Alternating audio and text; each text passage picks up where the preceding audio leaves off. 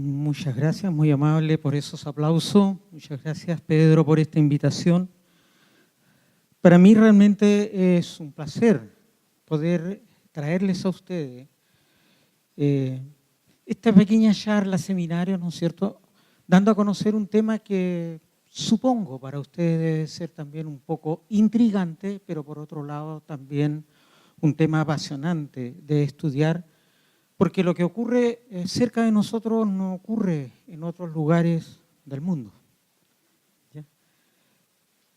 El ozono y la radiación ultravioleta son temas que hoy día se analizan a nivel mundial. ¿Ya? Y nosotros no estamos exentos de esta problemática, de hecho somos los más involucrados del mundo en esta problemática. Y mientras más nos acercamos a la Antártica, peor es la situación. Pero no es una situación que ocurra durante todo un tiempo del año, sino que es una situación estacional. Bueno, el tema está presentado y la idea es entregarle a ustedes algunos conocimientos de lo que es la capa de ozono, lo que es la radiación ultravioleta y cuál es la función que tiene esa capa de ozono frente a la radiación ultravioleta. ¿Por qué vamos a monitorear la atmósfera en dos componentes, ozono y radiación ultravioleta, aquí en Punta Arenas, aquí en la región de Magallanes? Es una pregunta que ustedes la van a responder solitos al finalizar esta presentación. Pido disculpas porque hay algunas imágenes que están en inglés, ¿ya?, por razones de presentaciones en otros lugares. Ya a alumnos que vienen al Laboratorio de Investigaciones Atmosféricas de la Universidad de Magallanes, donde se hacen estos estudios, que son de otros colegios, de otros países, y la mayoría que vienen de visita también son de habla inglesa. ¿Ya? Entonces, por eso que tengo algunas presentaciones con lámina en español y otras en inglés.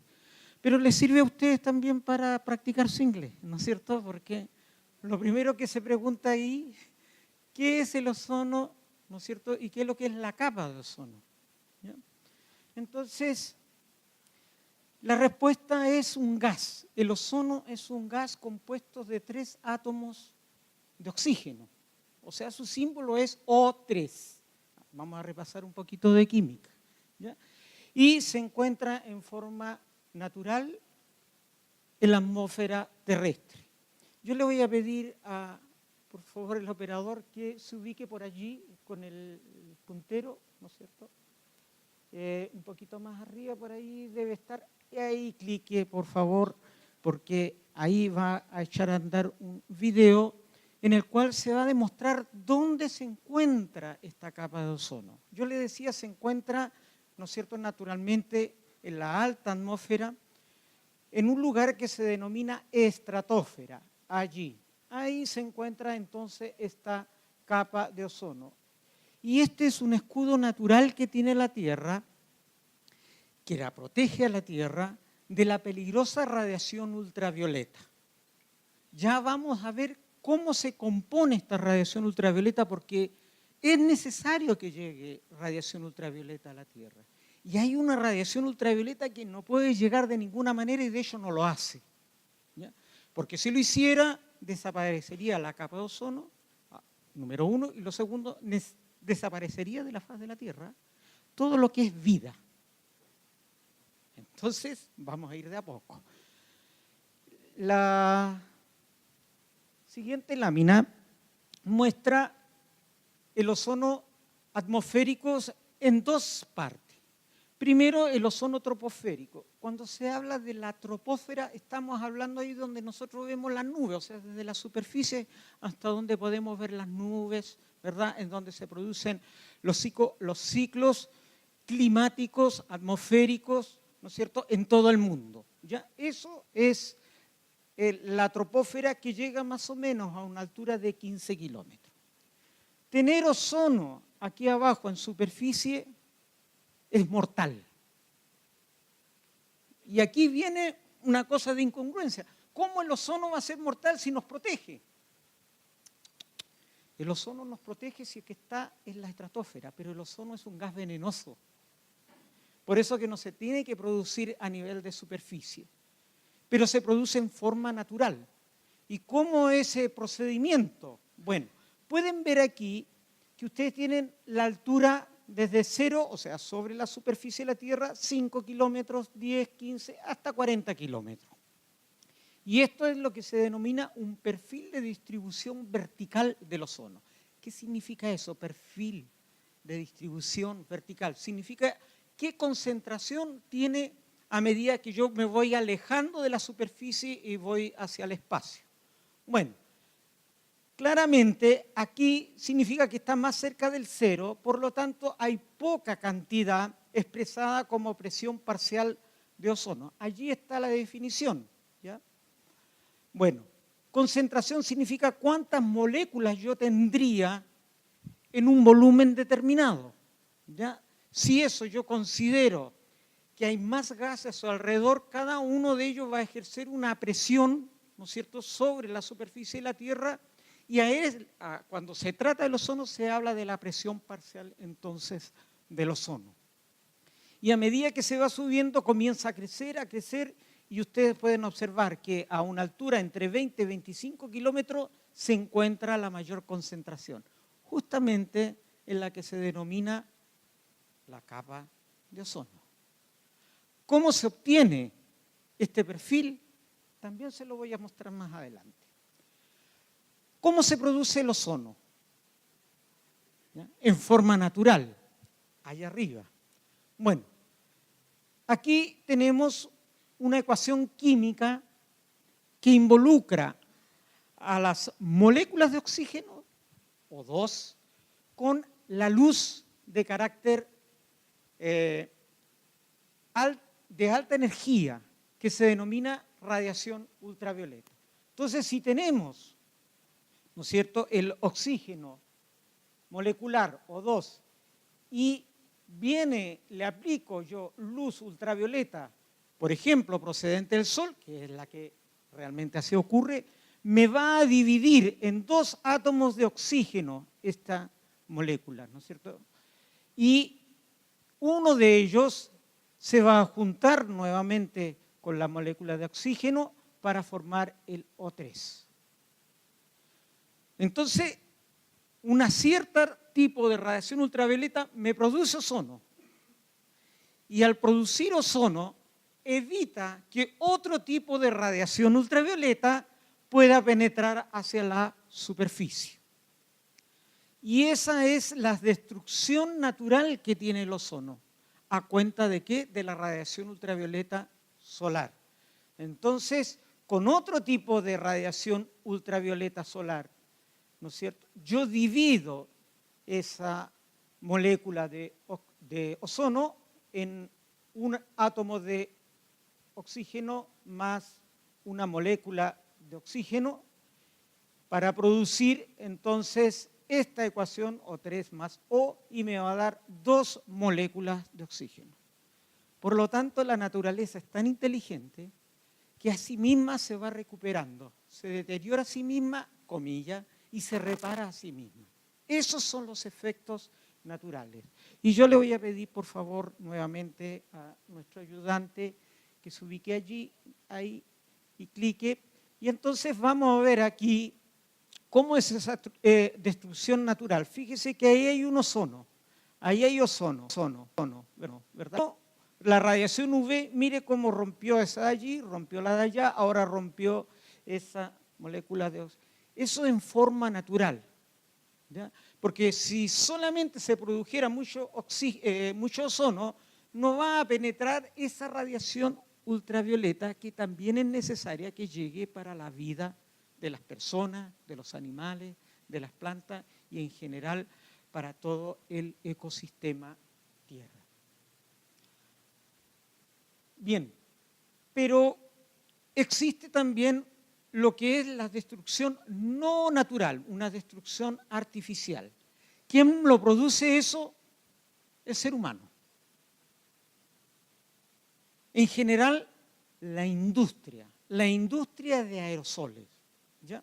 Somos nosotros entonces los que destruimos, no la naturaleza. ¿Ya? Y estos elementos que causan, ¿no es cierto?, la destrucción o disminución de la capa de ozono son los denominados CFCs, que viene del término cloro, flúor, carbonos y también bromuros. Hay que agregarlo allí. También los bromuros. Le voy a pedir, por favor, que nuevamente se ubique por aquí para ver cómo es esta destrucción no natural, ¿no es cierto?, del ozono. Entonces aquí tenemos compuestos no naturales de la atmósfera, los fluoros, los clúoros, los carbonos, ¿no es cierto?, que la radiación solar los divide, los separa y buscan elementos, ¿no es cierto?, como los catalizadores, ¿para qué? Para formar entonces los cloruros que después, los cloros estos que después me dividen, ¿no es cierto?, la molécula de ozono y formando otros compuestos ya a partir del ozono. Entonces ahí, utilizando estos contaminantes, lo que yo estoy haciendo es destruyendo el ozono en la atmósfera superior. Eso conlleva a lo que se denomina el hoyo en la capa de ozono, pero antártico. Porque esto ocurre solamente a nivel de la Antártica, o sea, allá en el polo sur geográfico. ¿Ya? Entonces, no sé si ustedes alcanzan a ver aquí el mapita, y esto, ¿no es cierto?, sería Sudamérica. Nosotros estaríamos por allá abajo. Pero eso está mirado desde arriba, ¿no es cierto?, y simulado, y yo veo aquí la Antártica, ¿no es cierto?, por ahí está la Antártica, y veo que aquí hay una especie de hoyo, agujero. ¿Ya? En realidad, eso está mirado arriba de la atmósfera y se ha sacado una imagen, ¿no es cierto?, en falso color, para poder ver cómo es la condición del ozono. Y ahí se ve entonces que la condición de ozono es muy pobre comparado con todo el resto. Ya hay zonas que se ven medias amarillas, rojas, qué sé yo, que me están indicando de que ahí hay una disminución severa. Y hoyo en la capa de ozono o agujero de la capa de ozono se le denomina a una región de la estratosfera, ¿ya?, en donde los niveles de concentración del ozono son menor a 220 unidades Dobson. Veamos algunas comparaciones. 300 unidades Dobson es el valor normal, 300 unidades. Por lo tanto, 220 ya es peligroso. ¿Por qué? Por lo que vamos a ver más adelante. Luego, esas 300 unidades Dobson, ¿qué significan?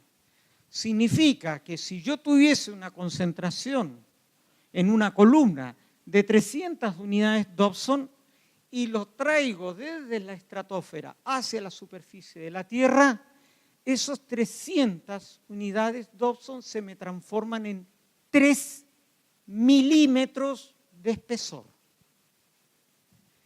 3 milímetros de espesor, si lo traigo acá. Pero como está arriba y a baja presión, entonces se expande. ¿Ya?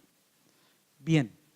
Entonces, si yo tengo muy poco ozono, 220 unidades Dobson, y los traigo aquí a la superficie terrestre, me va a decir que hay 2,2 milímetros. 2,2 milímetros. Una lámina. Esa sería el espesor de la capa de ozono. Bien, ¿por qué se produce ahora? Bueno, por razones de que hay contaminantes que reaccionan con el ozono y lo destruyen en forma artificial, ¿ya? No natural. ¿Pero por qué ocurre en la Antártica? ¿Y por qué no ocurre en otros lugares? La respuesta es que nuestra atmósfera, en la parte superior, ¿no es cierto?, está compuesto por una dinámica de vientos. Y estos vientos acarrean estos contaminantes, ¿no es cierto?, desde un nivel de más alta temperatura hacia más baja temperatura. O sea, lo está llevando desde la altura del Ecuador, en la estratosfera, hacia los polos, a través de vientos denominados jet stream o vientos estratosféricos. Esos vientos producen una dinámica sobre la Antártica tal que nada puede entrar y nada puede salir de una especie de tubo que se denomina vórtice polar antártico. Entonces, a medida que va transcurriendo el año calendario, llega una época en que estos vientos son tan intensos que encierra dentro de ese tubo todos los contaminantes y el ozono, y los contaminantes se ubican en pequeños cristales de hielo, en nubes denominadas nubes estratosféricas. Ahí quedan depositados esos contaminantes. Comienza a subir la temperatura de la atmósfera conforme, ¿no es cierto?, vamos llegando a el verano austral, el verano nuestro, y aquí afuera de ese tubo comienzan a descongelarse esos cristales y como hay toda una dinámica alrededor de él, se mezclan las masas que van a quedar pobres en ozono con las que están ricas en ozono. Se van a mezclar, por lo tanto ahí se va a ir balanceando de a poco, ¿no es cierto?, ese efecto. Pero dentro de este tubo no hay cómo entrar y salir, no hay intercambio de esas masas ricas en ozono y pobres en ozono. Por lo tanto, al llegar la primavera austral, esto de aquí adentro se produce una vorágine en la cual se comienza a destruir el ozono. Y eso llega más o menos hasta fines de noviembre, época en la que ya este vórtice polar, estos vientos son tan disminuidos, tan disminuidos, ¿ya?, que se rompe y ahora se permite entonces la mezcla de masas ricas en ozono que estaban por acá afuera con las masas pobres en ozono que estaban dentro. Esa es la dinámica de la producción. Por lo tanto, significa eso que durante todo el año, hablemos de enero hasta más o menos octubre, todo está normal, pero en octubre comienza la destrucción por este vórtice en el interior, ¿no es cierto?, la destrucción del ozono, luego este vórtice cede a finales de año y se recupera todo nuevamente y así se va repitiendo el ciclo año a año. Bien, aquí se puede ver entonces fines de invierno la producción de estos anillos, ¿no es cierto?, en las nubes estratosféricas polares. Aquí están almacenados, ¿no es cierto?, los contaminantes, tales como bromos y cloros, ¿no es cierto? Las temperaturas son menores de 60 grados Celsius bajo cero, ¿ya? Y luego cuando comienza la primavera ya comienza con la radiación, ¿no es cierto?, a destruirse estas nubes, a descongelarse y ahí se produce entonces la liberación de esos contaminantes y el consiguiente deterioro del ozono. Aquí podemos ver algunas imágenes satelitales, ¿no es cierto?, del sistema TEMIS, de los satélites meteorológicos europeos, ¿ya? Y aquí están en color las unidades Dobson, ¿ya?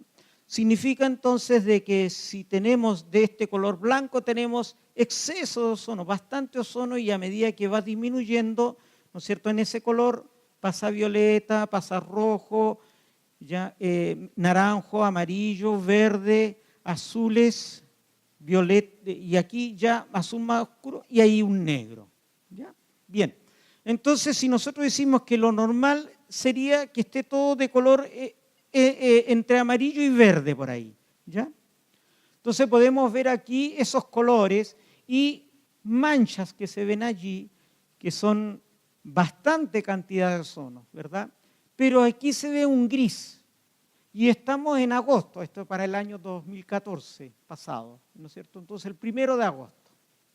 Pueden observar allí que no se ve nada encima de la Antártica. La razón es que el satélite no lo ve. ¿Ya? Está muy oscuro, el satélite no lo ve. El satélite trabaja por reflexión, ¿ya? Entonces, no lo puede ver y por eso aparece esa mancha, pero ya a mediados de agosto, ¿no es cierto?, más o menos la tercera semana de agosto, ya comienza el satélite a observar y ya está observando bajos niveles de ozono. Ya lo comienza a observar, ¿no es cierto? Y ahora vemos para el mes de septiembre, donde ya está llegando más luz a la Antártica, por lo tanto el satélite puede ver y veo que hay realmente un hoyo allí produciéndose con una forma irregular, media ovalada, y ya para fines de septiembre, ¿no es cierto?, es notoria su forma, ¿verdad? Y ahí podemos observar que se encuentra nuestra ciudad por ahí, Punta Arenas, ¿no es cierto? Y esto se encuentra muy cerca. Y en ocasiones tan cerca que pasa por sobre la región, ¿ya? Como en este caso el 15 de septiembre, allí el 16 de septiembre, el 17 de septiembre, 18 de septiembre, y por lo general va entre 2 a 5 días que puede permanecer aquí sobre la región. Luego viene el mes de octubre, donde, por ejemplo, el 7 de octubre de ese año podemos ver que pasó por arriba, ¿no es cierto?, una vez, 2 veces, ¿no es cierto?, por allí, muy cerca, ¿ya?, muy cerca, ¿verdad? Y ya para el mes de noviembre comienza a desaparecer y se diluye, ¿ya? Ahí también alcanza a pasar esa dilución, ¿ya?, hasta que prácticamente a fines de noviembre ya no existe ese hoyo en la capa de ozono, ese agujero en la capa de ozono, ¿ya? Y ahí vemos entonces más cerca una imagen para el día 1 de octubre, en donde allí nosotros podemos registrar valores de en torno a los 325 unidades Dobson, ¿ya? Pero fíjese cómo comienzan a crecer los días y cómo comienza a girar ese hoyo, y ahí el día 7 de octubre se está acercando peligrosamente, el día 8 se está acercando peligrosamente, pero mire el día 9 lo que hizo. Le hizo como, yuju, yuju, me voy, no voy a pasar, ¿no? Luego, el 10 de octubre y así, y el 12, mire cómo pasó muy cerca, el 15 de octubre, el 16 ya dijo, ahora sí que voy a pasar por encima. Y ahí se ve entonces el agujero, toda esta reacción que está aquí, ¿no es cierto?, pasando por sobre la región y llegando a la altura más o menos allí por Concepción, los valores bajos. O sea, alcanza bien arriba. Y también después va a ocurrir que en la dilución, ¿ya?, ahí volvió a pasar de nuevo, ¿ya?, en la dilución, mire lo que ocurrió el 7 de octubre, el 8, ¿ya?, etcétera. ¿Ya? Bien.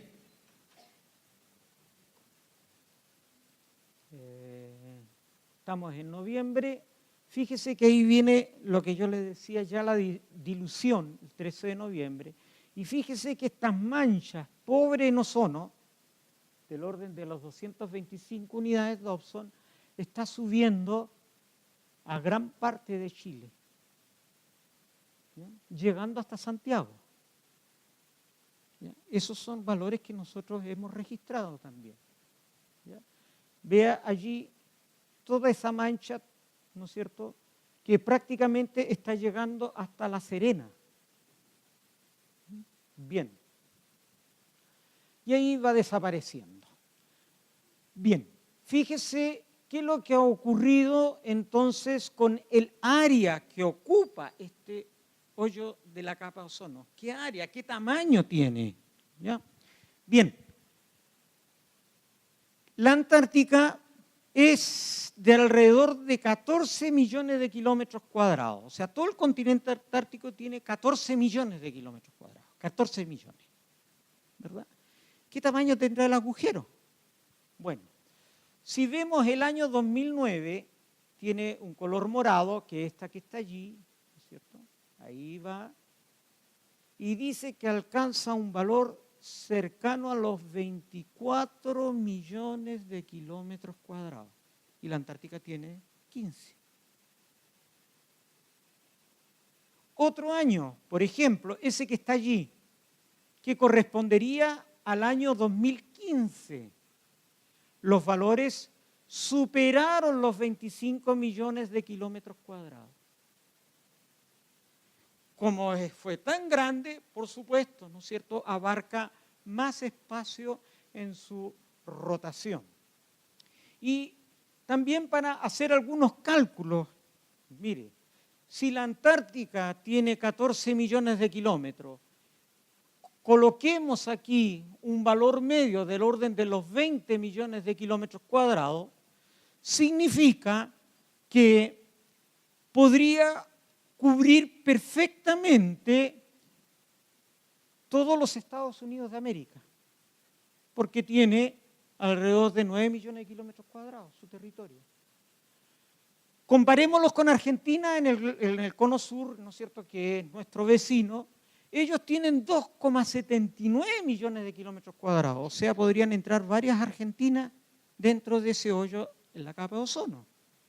Y si lo comparamos con nuestro Chilito, que tiene apenas 0,76, o sea, varios Chiles podrían entrar, ¿no es cierto?, dentro de ese agujero.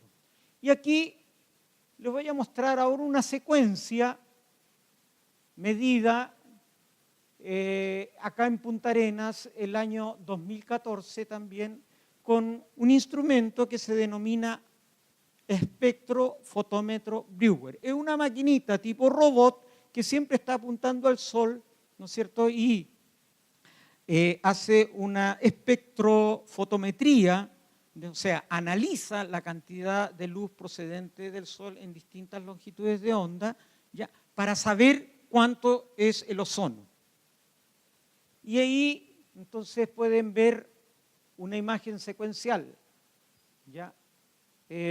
Con el registro allí, ahí está el registro, ahí está el puntito de ese día, aquí está en días julianos, o sea, el primer día juliano es el 1 de enero y el 365 es el 31 de diciembre, ¿verdad? Entonces, estamos analizando septiembre, octubre, noviembre, diciembre, que es la época. Aquí está la del 1 de septiembre. Ahí estamos en 1 de septiembre. Y eso es lo que ocurrió, ¿verdad? Tenemos aquí, según la imagen de satélite, de color verdosos. Por allí está y nosotros medimos 347. O sea, estamos ahí, ¿verdad? Bien. Vamos a seguir avanzando. Ahí ya 3:30. Seguimos avanzando, 3 de septiembre, 4, 5, 6, 7, 8, 9. Mire la cantidad de ozono que hay allí, ¿no es cierto? Valores altos de ozono, 370 nosotros medimos con nuestro instrumento. Y así podemos seguir todos los días del año. Y cuidado aquí, mire, ahí está muy cerca de los 220 unidades de ozono, o sea, el agujero de la capa de ozono acercándose hacia la región. Y ahí lo está mostrando. Nosotros medimos 224. Seguimos, se aleja, ¿no es cierto? Y entra masas ricas en ozono, ¿verdad?, a la región, ¿verdad? Ahí se ve qué tan rica en ozono es esa masa. Y así sigue sucesivamente. Y luego, el día 7 de octubre, ya estamos, ¿no es cierto?, en la región correspondiente al agujero de la capa de ozono y hemos medido 195.4 unidades de Dobson. Seguimos, subió, ¿no es cierto?, pero volvió a bajar el valor, nuevamente acercamiento, sube valores muy altos, se puede ver allí en la imagen, ¿ya?, hasta que, ¿no es cierto?, empieza a caer y nuevamente somos alcanzados por una masa pobre. No son ahí el día 13 de noviembre, ¿ya?, cuando ya se está diluyendo y allí obtenemos, ¿no es cierto?, su valor medido con este instrumento de superficie. Y ahí ya se comienza a normalizar, ya empieza a desaparecer todo, pero aquí nos vamos a acercar, ¿no es cierto?, nuevamente a valores bajos. ¿Por qué? Porque ahí estas manchitas que están sobrando por ahí, esos remanentes de agujero de la capa de ozono, esas masas pobres que también se van hacia allá arriba. Mire, fíjense que por aquí también están, ¿no es cierto? Hay algunas manchitas por allá en África, ¿no es cierto? También podemos encontrar, allí algo similar, ¿ya? Y fíjese que esa masa pobre de ozono, mire todo lo que abarca. Gran parte de la región centro y sur del país. Y ya para fines de diciembre se ha recuperado la capa de ozono antártico, ¿ya? Y ahí podemos ver la comparación, ¿no es cierto? Cuando nosotros hacemos sondaje, nosotros podemos ver y subir con un instrumento, subir hasta los 30 y tantos kilómetros, ¿no es cierto? Y vamos viendo qué es lo que va ocurriendo a medida que va subiendo, cuánto es la concentración. Eso se denominan sondajes de ozono, ¿ya? Y los hacemos en la universidad y tal vez alguno de ustedes ya lo vio. Son unos globos que llevan una carga y entre la carga va una radio y me va transmitiendo la información hacia superficie. Nosotros la captamos con una antena de la misma manera como una radio, ¿no es cierto?, una estación de radio transmite su programa y uno lo escucha con un receptor en su casa, ¿verdad? Es el sistema que se denomina radiosondeo, porque se utiliza una radio, ¿ya? Veamos ahora cómo se relaciona capa de ozono con la radiación UV. La radiación UV, ¿no es cierto?, se dividen en tres componentes. UVA, que llega prácticamente toda la superficie de la Tierra, el UVB, que es atenuado por esta capa de ozono, de modo que tiene que llegar a una pequeña cantidad útil para la vida, y la otra es la UVC. Pero esa UVC es atrapada totalmente acá arriba en las capas superiores.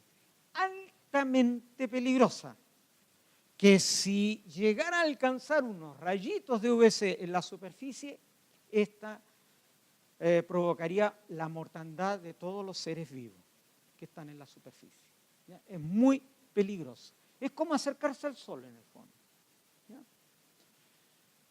Y para entenderlo de qué estamos hablando, aquí está el espectro electromagnético. Cuando ustedes ven el sol, ustedes están viendo luz. Y a esa luz se denomina luz visible, o sea, lo que mis ojos pueden ver. Y esa luz visible va desde estas longitudes de onda hasta allá con ese tipo de energía, ya en electrón volt. Entonces, tenemos aquí estas, ¿no es cierto? Eso es lo que usted ve.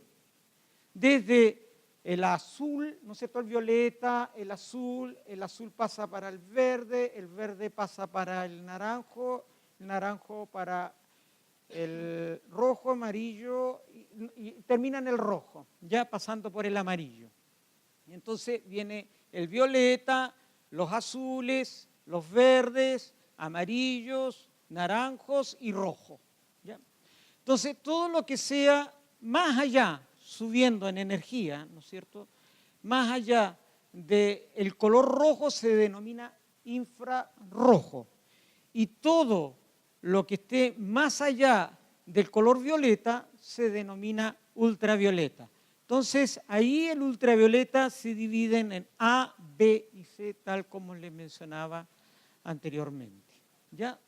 En el tope de la atmósfera, ahí yo veo, según la longitud de onda, cuánto es la radiación que debe llegar, ¿ya? Antes de ingresar a la atmósfera terrestre. ¿Cuánto es la radiación, esta que está allí, que debe llegar por razón de la atenuación por el ozono? Vea entonces cuánto se disminuye, ¿ya? Y luego esa que está punteada, esa línea punteada, es cuando yo también le coloco los famosos aerosoles, ¿ya? ¿Y qué pueden ser aerosoles? Bueno, las nubes también se consideran aerosoles, pero también puede ser todo lo que es monóxido de carbono, los contaminantes, las cenizas volcánicas, todo eso, ¿no es cierto?, también ayuda a atenuar la radiación en estas longitudes de onda, que es el UVB, ¿ya? El UVB. Entonces realmente en la superficie llega menos, pero si no estuviese el ozono, esto sube y esto también va a subir, ¿ya? Y ahí podemos ver en Punta Arenas cómo varía la radiación en relación al ozono.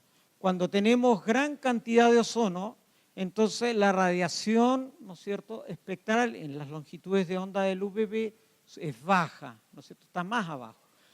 Cuando va disminuyendo, ahí tenemos el verde, entonces comienza a crecer. Y cuando tenemos muy poco ozono, ¿no es cierto?, crece mucho más. Pero aquí vean que después se invierte. Lo que pasa es que aquí ya estamos entrando al UVA, en donde llega mayor cantidad. ¿Bien? Y ahí podemos ver una comparación entre ozono y radiación ultravioleta. Fíjese que ahí está esa línea punteada, ¿no es cierto? De ahí para abajo, agujero. Este es el valor normal. Y aquí estamos durante todos los días del año, los 365 días del año, a cada más o menos 5 días, ¿ya? Entonces ahí está graficado.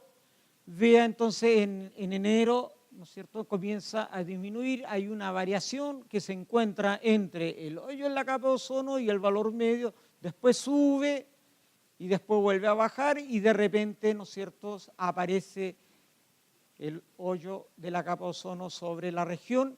¿Y qué es lo que ocurre con la radiación ultravioleta?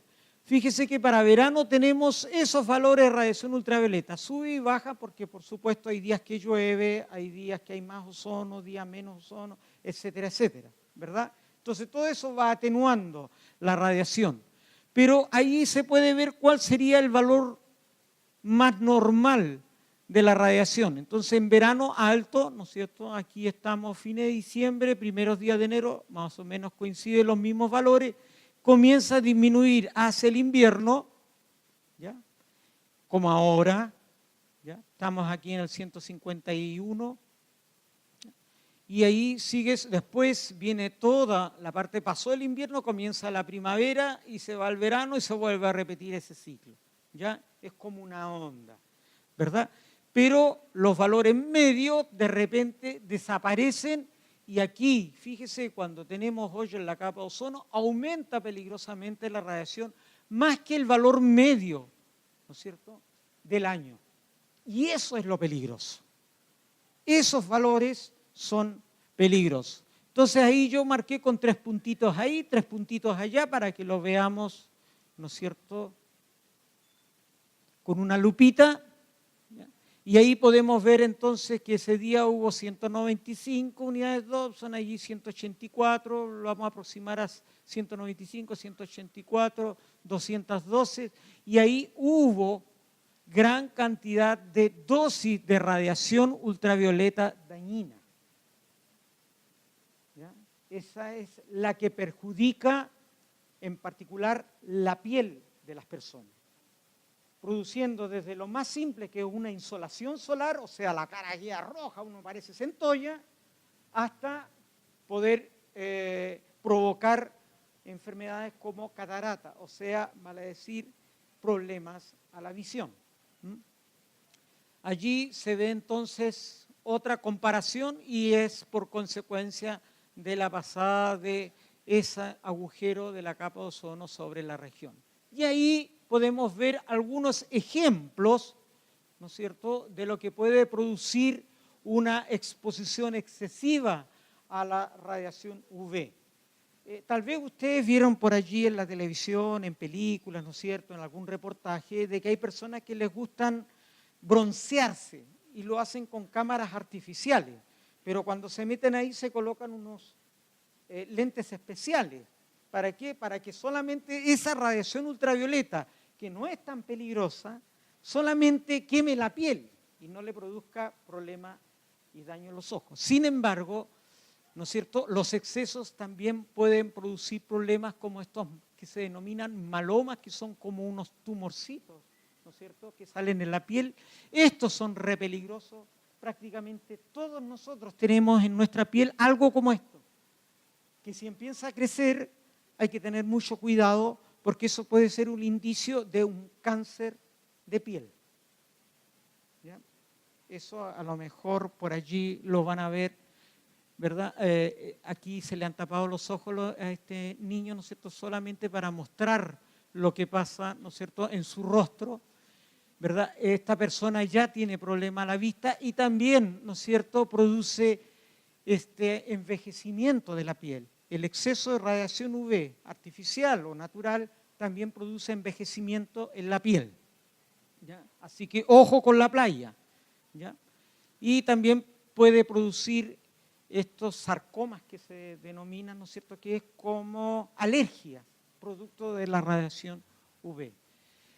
Nosotros en nuestro laboratorio tenemos la instrumentación y este es el instrumento espectrofotómetro Breuer, ¿no es cierto?, que es como una especie de robot que va siguiendo el sol y va analizando la radiación que llega. Tenemos otros instrumentos menores que se pueden ver por allí, entre ellos también una estación meteorológica. Tenemos, ¿no es cierto?, al interior instrumentos que sirven para calibrar todo esto que está allí. Hacemos ozonosondaje, ¿ya? Ustedes pueden ver ahí el inflado del globo, es una primera etapa. Un laboratorio móvil es un vehículo que está acondicionado para salir a terreno, ¿no es cierto?, y hacer estos estudios en otros lugares fuera de Punta Arenas. Allí se puede ver que estamos usando allá en la Universidad de Magallanes, y ahí ya tenemos preparado el lanzamiento. Esa de ahí es la carga que va hacia arriba. Esto es una imagen interior de este vehículo donde está toda la instrumentación necesaria. Y también otro instrumento que tenemos que es para medir aerosoles, para la parte de contaminación, para ver todo lo que es contaminación por efecto de actividad minera, incendio, quema de pastizales, ceniza volcánica.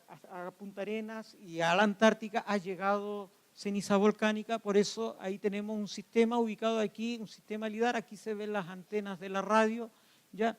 Y es un láser muy potente que lanza un destello hacia arriba, hacia la atmósfera superior, y luego se obtiene allí en un telescopio la información que refleja la atmósfera y eso se analiza desde un punto de vista óptico para saber cuál es el estado de la atmósfera. Y aquí vemos distintas actividades que desarrollamos en el Laboratorio de Investigación Atmosférica, reuniones, ¿no es cierto?, aquí en la universidad con personal, con investigadores internacionales, allí también participando en otra reunión internacional con investigadores de Japón, de Argentina, de Brasil, de España, etc. Allí tenemos un trabajo con alumnos de la Universidad de Magallanes, alumnos estudiantes que son de la carrera de Biología Marina, charlas, trabajos en documentación, sondajes, alumnos de posgraduación que llegan de otros países también a visitarnos y están un tiempo con nosotros. Trabajo en conjunto con la Dirección Meteorológica de Chile en el aeropuerto.